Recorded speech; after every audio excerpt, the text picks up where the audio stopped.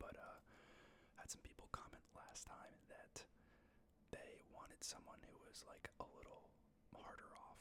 I guess they think that I gave the person in the video like too much money, so it made it too quote unquote easy.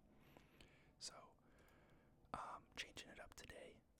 Before I get started, typical advice that none of this, or typical disclaimer that none of this is financial, legal, or tax advice. So take this all with a grain of salt. But this is just kind of how I would personally approach someone in this situation. But let's get started. So, gonna start off with my client's name is John. So, John, where are you living?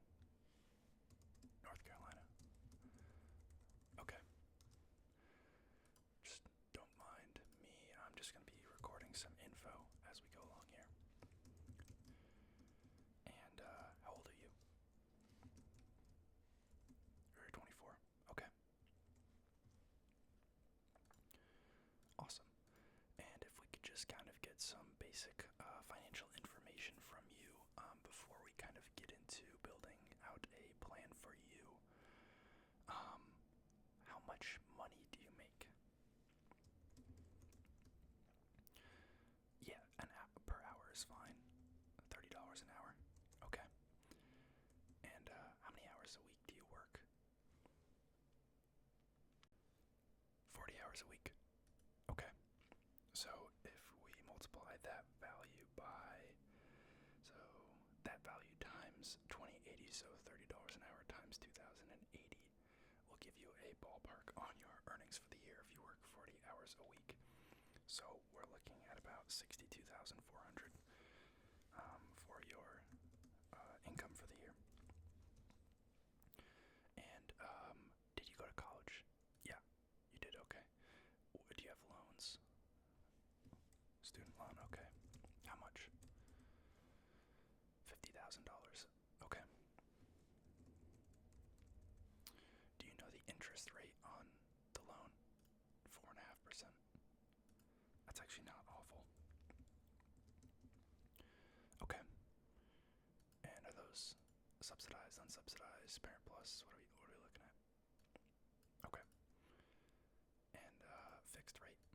Yep. Okay. And do you know what your payment is roughly each month? Okay. About $520. And do you know how long they stretch out for? 10 years. Okay. And let's see. Do you have any other debt? You have a car loan. Okay. How much is the car loan for? $25,000. Okay. Do you know the interest rate on that? Ballpark is fine. 5.5. Okay. And the monthly on that? Okay. 480, but for 5 years. Okay. And any other debt? Credit card debt. Oh, okay. How much in there? Okay, $2,300. And you know the interest rate there? 18%. Wow. Okay. Yeah, we definitely need to handle that. That's a pretty high APR. And do you have anything in investments or anything now? You don't. Okay. And do you have any savings of any sort? About $3,200. Okay.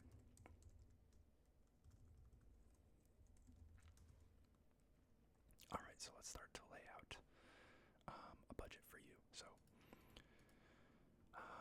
I'm just going to kind of break this down, so bear with me. So your pre-tax income is $62,400.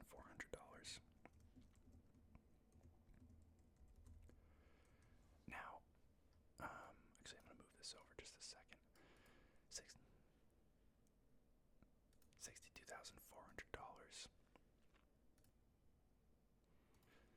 Okay, and now, I know you said you weren't contributing to anything right now, but I'm just going to put these in the event that it's something you end up contributing to. So, what do you do for health insurance now?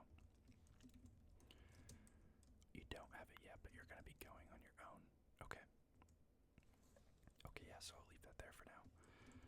And then, so your taxable income is going to be after we take out those values. So this is going to be the 62,400 minus the sum of those three fields.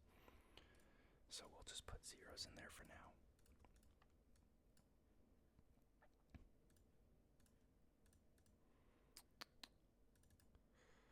Just format this real quick. I got a little bit of OCD, you know. So that's your taxable income. And then let's just change the shading here to make it look a little nicer. And then post-tax income. We're going to wait to calculate this because if we change any of these contributions to the pre-tax accounts, it'll reduce your taxable burden. There you go.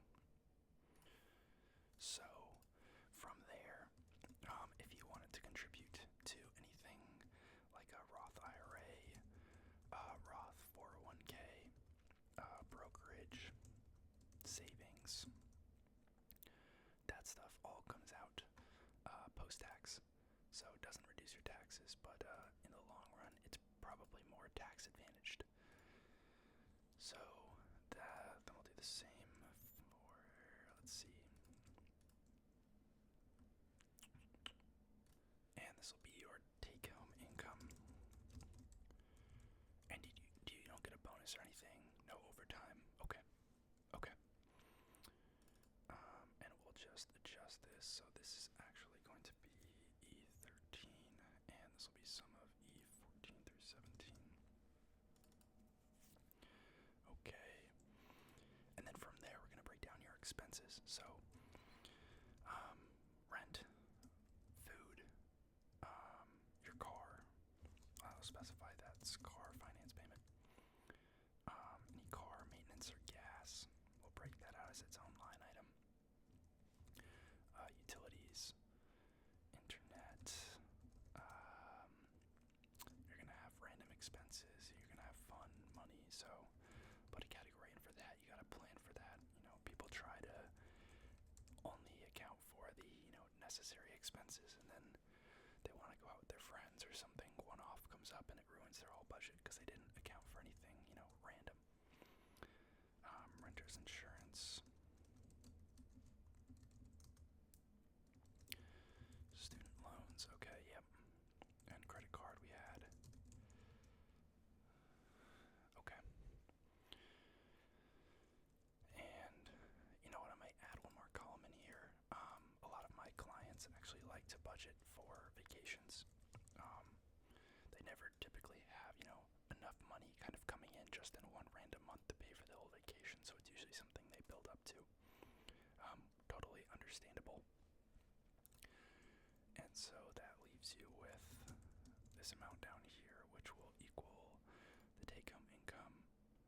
Oh, actually, let's break this out into monthly.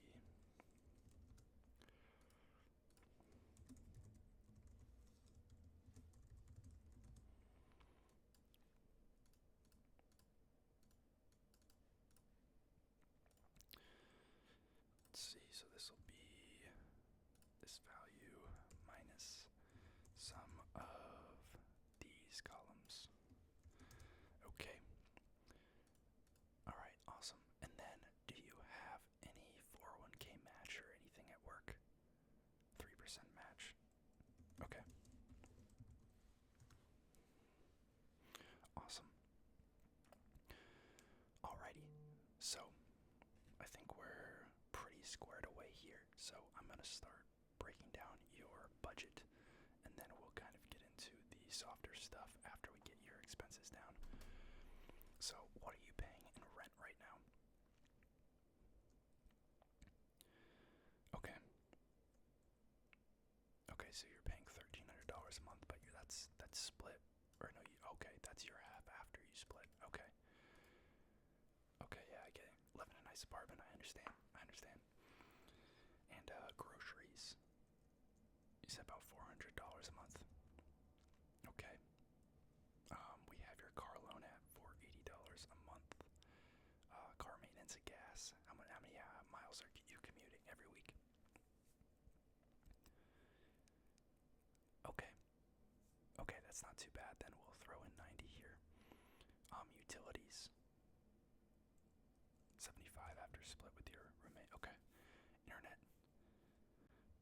25 after the split. Okay. We'll leave this column blank for now, but subscriptions like Netflix, gym, stuff like that. 64 bucks. Phone's also 60. Do you have renter's insurance? That might be something that you want to look into. A lot of complexes actually require it. But, I'll throw it in here. Let's assume you're going to get it. I think it's good insurance to have. But that's usually pretty cheap. We're talking less than 15 bucks a month usually. And then we have your student loans of $520 a month. Okay. So, let's just do the math for no savings right now. Obviously, that's not going to be the case, but let's see. Alright, so if you have $62,400 in pre-tax income, your post-tax income is going to be about $49,823. Okay. And that will leave you with about $41.52 a month. So I'm going to go ahead and put $600 in the random and fun category. That's about $150 a week. I think that's pretty solid. You're not balling. You're, recent graduate, entry-level job, not making insane money, but you're in a good spot. It's nice that you have a roommate. Now, let's kind of see what we need to do here. So we've got that $2,300 in credit card debt. So I would like to get that paid off as soon as possible. Yeah. Yep. So maybe we start by throwing maybe $200 a month at that, because that should polish it off by the end of the year. I only hesitate to do more because you said that you're going off your own insurance. Yep. Do you know what your employer's options are? High deductible, HSA plan, and PPO plan. That sounds about right. Okay. Yeah. I mean, I think most people who are young and healthy, and me personally, I lean towards the HSA plans because I'm not expecting a lot of health expenses. Typically, your annual checkup and immunization, stuff like that, is completely covered. And the plan's super cheap. You just have to take advantage of the health savings account because usually there's a high deductible. That's usually the prerequisite for you having an HSA, is that you have a health insurance plan with a high deductible, which I believe is considered over $1,800. So, health insurance probably run you $10 a month, maybe. If you have a good one. I don't know exactly what your employer's offering, so maybe let's assume it's $20 a month, $240 a year. And then I would like you to start putting some money in the HSA. Yep. Okay. Yeah, I mean, if you're not expecting a bunch of health expenses, I don't think you need to put anything crazy in there. You can go up to a little over $4,000 a year if you're single. But we'll do $100 a month right now, and then let's adjust this post-tax income. So, since those are both tax deductible, that brings your taxable income to $62,060. And then that leaves our post-tax at $49,599. Oh, I forgot to put in the annual value here. My bad. Alright, so gotta run that number again. 6960.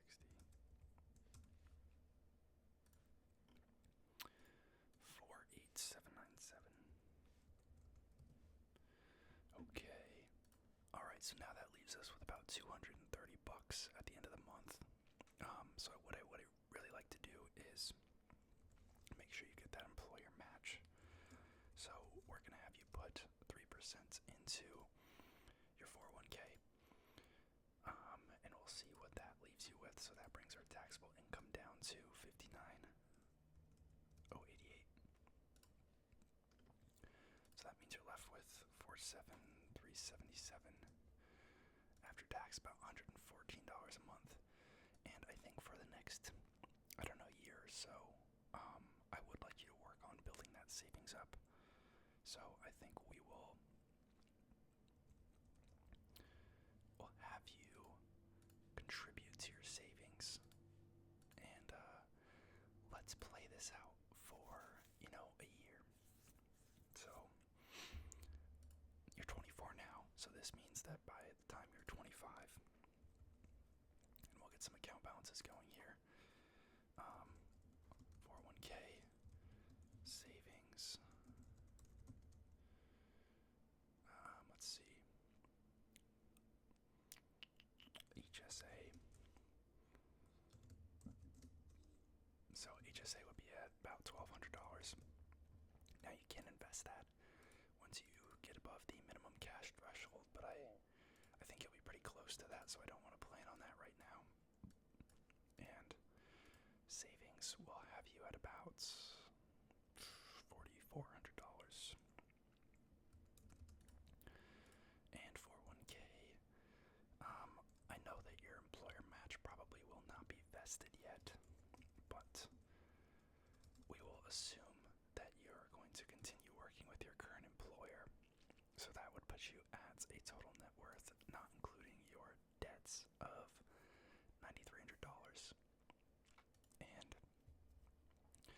obviously pretty hefty student loan and car loan there, but that would at least get you out of your credit card debt. So we can go ahead and assume that that's then eliminated. And so now we'll assume you're 25. You've now gotten rid of the credit card debt.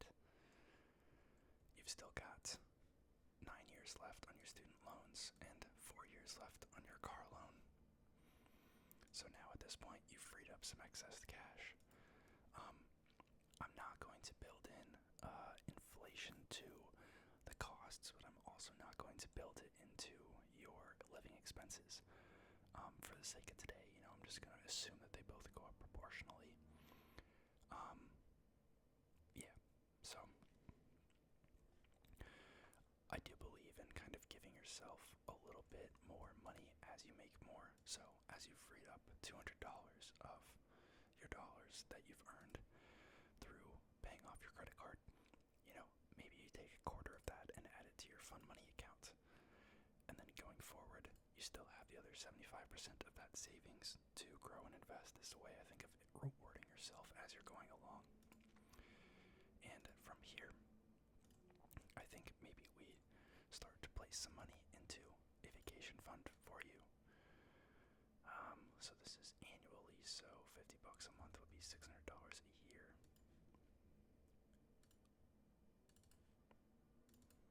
And I need to fix this because we didn't add in. There we go. And then maybe we start putting some more money into a brokerage, or I don't know. We could go for tax diversity here, but I think we'll stick with something that's a little more liquid. So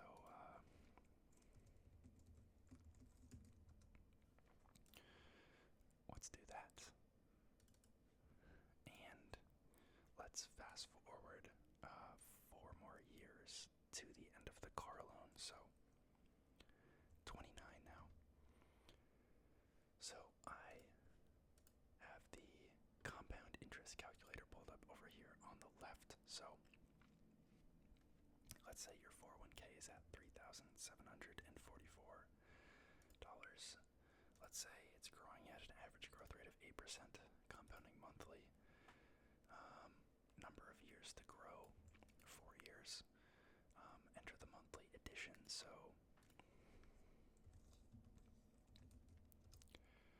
you're putting in about $156 a month. Your employer's putting in $156 a month. So that brings us to $312 a month.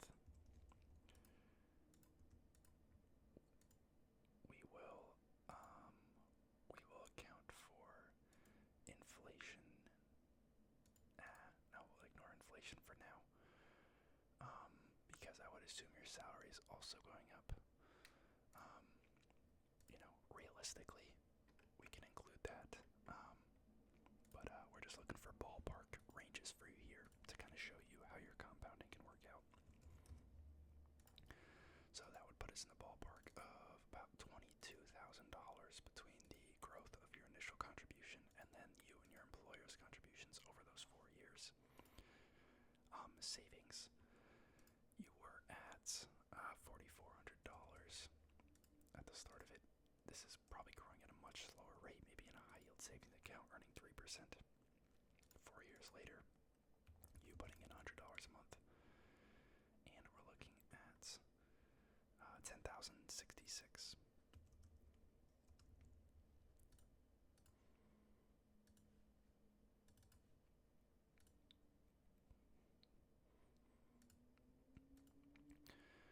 Alrighty, and then HSA, you know what? Yeah, HSA, we have the same amount, so $1,200 to start. This can be invested once we get past the initial threshold, so maybe let's assume that their cash balance is $1,000, so you're starting with $200 of investable cash. Let's assume maybe that you have some health expenses, so maybe this ends up being $900 a year that you're saving because you have $300 of expenses throughout the year. So $900 a year, $75 a month.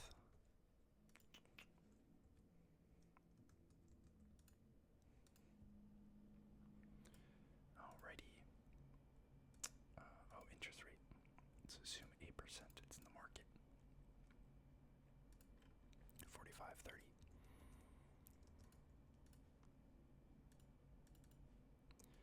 And your vacation money.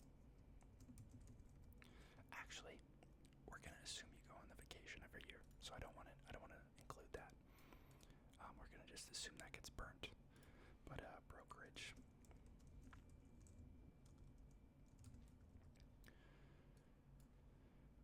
Brokerage will have $13.68 to start. 8% a year. Actually, 0 to start. Sorry. And then this value divided by 12. So that's $114 a month.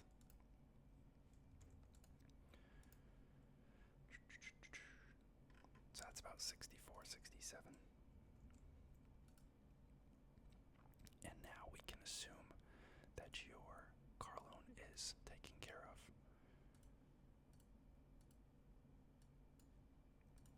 Which just leaves your student loan.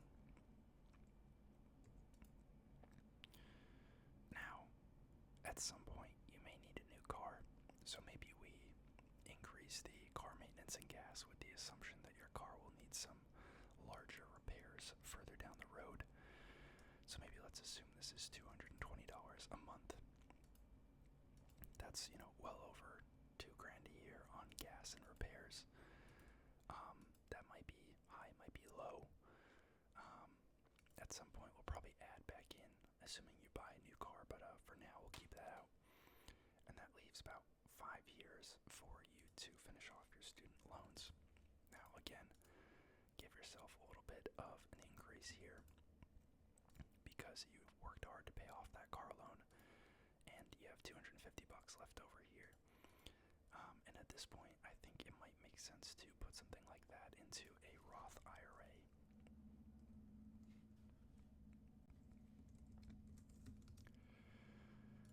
So, let's assume you put $3,000 into a Roth IRA, and let's keep running the numbers.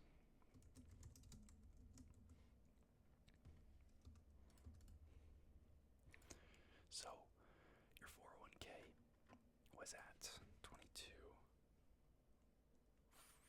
849, growing 8% a year. Obviously, this hypothetically, it could perform better or worse than that. I'm still doing the 114 per year.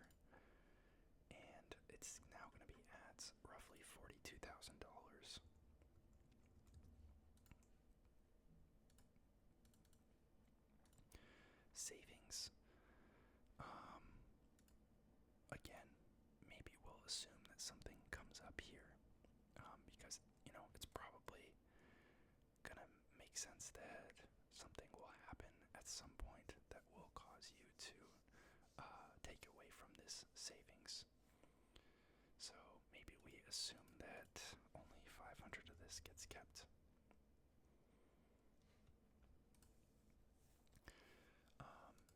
So savings at this point, you're at 1066,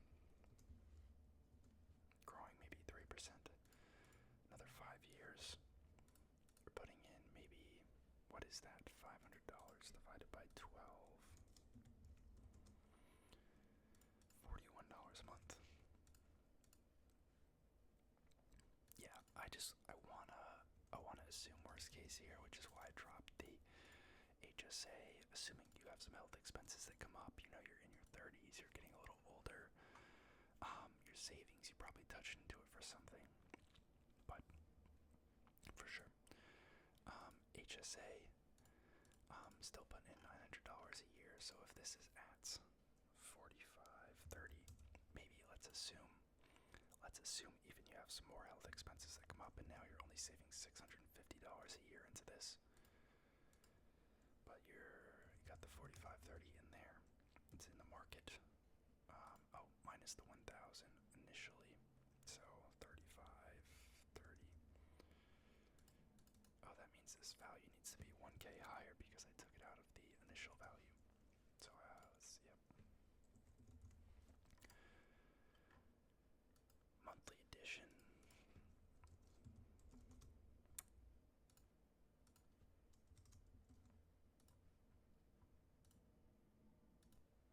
Okay, so that's about $54 a month.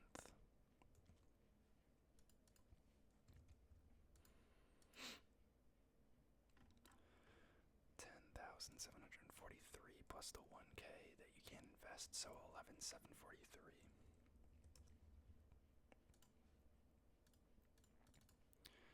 And brokerage, still putting in that $13.68 a year.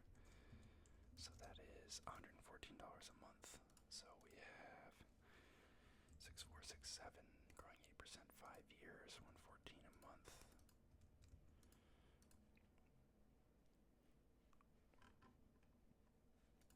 $18,067.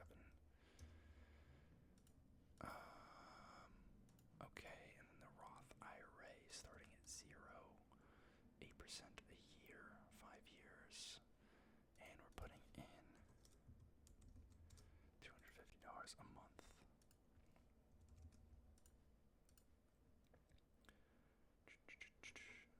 About $18,492.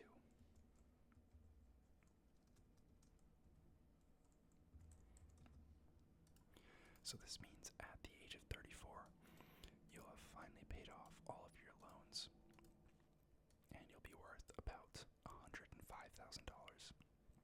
which is pretty impressive.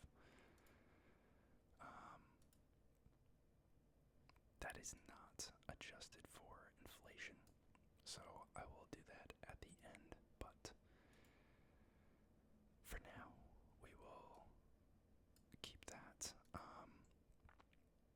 I probably should have factored in inflation to all of these costs as we went on, giving you raises, but it does complicate the math a lot. So I'm gonna assume that you maybe lease a car for the rest of your life or buy a car, pay it off again, but we'll assume that maybe you're paying $350 a month on average for your car going forward, and to drop this maybe back down to the 90 was at before. Now no more student loans. Increase your lifestyle a little bit, and maybe increase the Roth IRA a little bit more.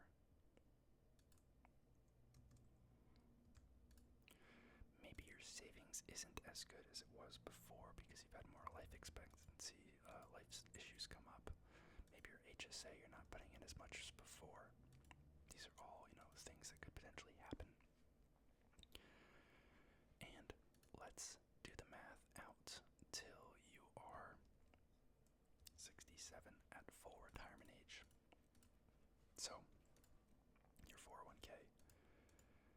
which is currently at 42,474.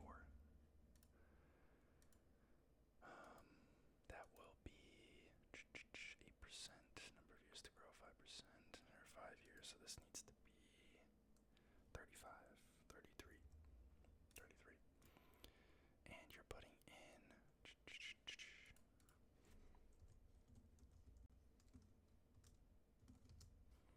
312 a month. Hopefully I put in the right value for this math. But let's keep going. Might have forgot the match here. Let's double check real quick.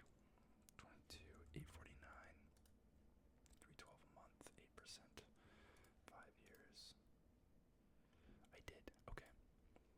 57119. Okay. That sounded off. 57119. 312 a month, 8%. 33 years. And there you go. At retirement will be $1.4 million.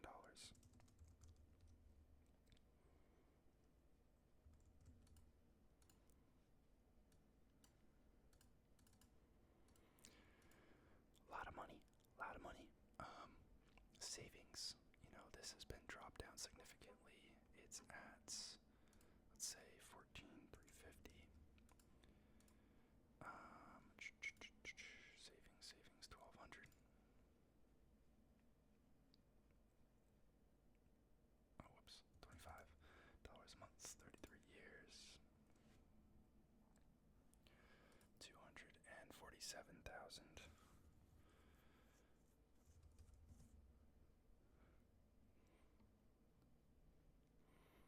And then the HSA, $400 a year, $33 a month. Starting at 10,743 of investable cash, 33 years, 8%. Oh, we forgot to change the interest rate on the savings. Savings 14,350. There we go, 55K, 55,493. HSA. 10,710,743. 8% a year, 33 years, $25 a month. This should be 33, right? What was this? Yep. Run that out. Whoops.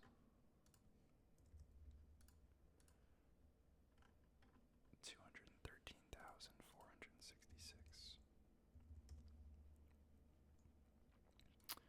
Brokerage.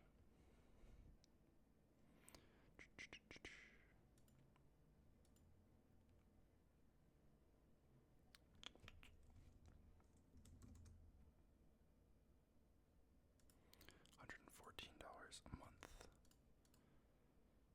18067. 33 years, 114 a month. Looking at 472,000. 873.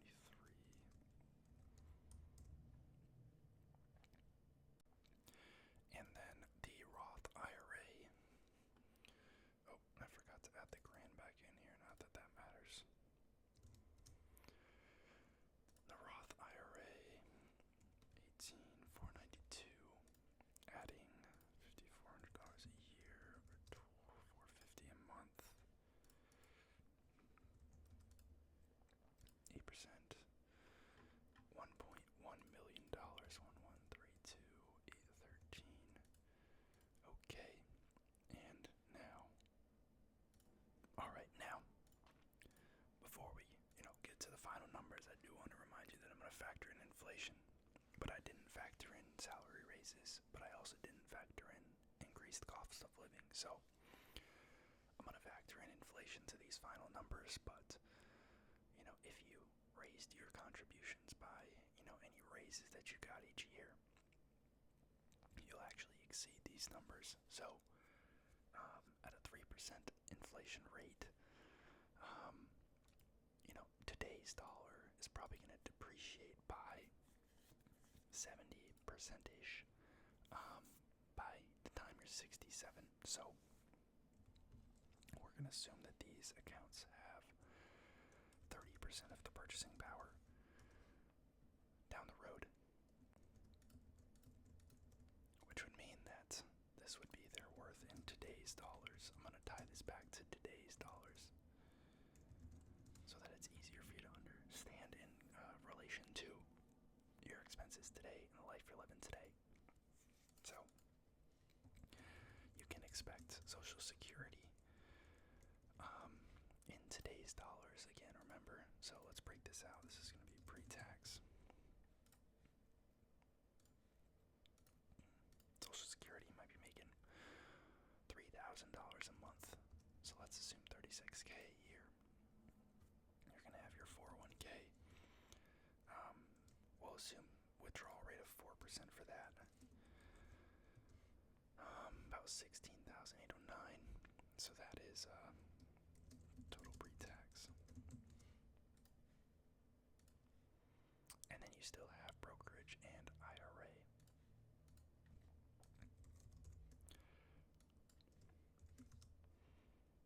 So let's assume that you are making 52,809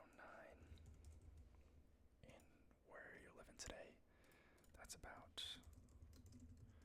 42,613 in today's dollars after taxes, and then we're going to add your Roth IRA.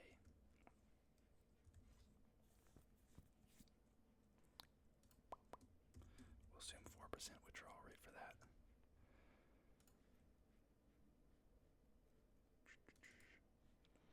Which means that take home, and brokerage.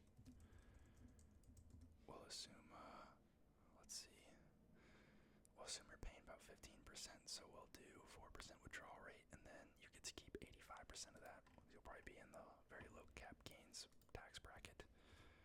So we got brokerage times 0.04 times 0.85, which means that take home, you're looking at about 61K a year after taxes. Keyword after taxes. And this is about, I don't know, 20 grand more than you're taking home now after taxes and savings. So realistically, you could live a more lavish lifestyle than you're living now by about 22 grand in retirement and be in a relatively good spot. And then keep in mind, this does not account for wage growth in excess of, how it relates to your expenses. So these accounts would probably be a little bit higher if you factor in your raises. So if these were a little bit higher, this number might be, mid-60s, 70 almost. A huge increase from your take-home income today. And I don't think that any of these are a big asks for you savings-wise. You got more fun money over time. You did prioritize paying down your loans.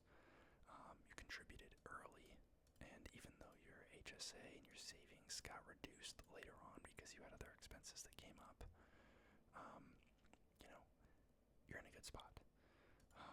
Obviously, this is all hypothetical. I mean, you're going to have expenses like kids, things like that. But you'll also probably be getting raises. At some point, you'll probably have a spouse, which actually helps reduce some of the household expenses. Phone plans get cheaper, rent gets cheaper, utilities and internet will continue to get split like you have now. You may buy a home, which might end up being a little cheaper for you in the long run. You may get some appreciation on that. So, all things considered, in a good spot if you can kind of stay this course. I think the key thing I want to drive home is a lot of people don't invest early and don't invest consistently. And when you invest, don't put it in foolish things that's gonna squander away the effects of compound interest, and you'll be in a great spot. But hopefully you guys enjoyed the video. I know this was a longer one, but I do enjoy talking about this kind of stuff.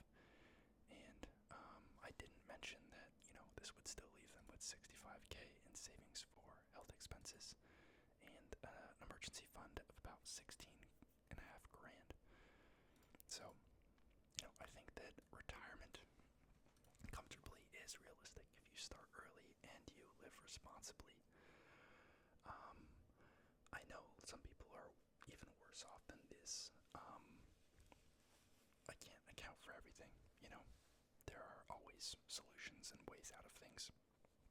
It may mean not doing very many fun things for a little bit. It may mean living with multiple roommates, driving an older car, getting a second job, things like that, cooking at home more, not having a new phone. But it is possible. Please drop some comments down below. Let me know what you think, and I'll see you next time.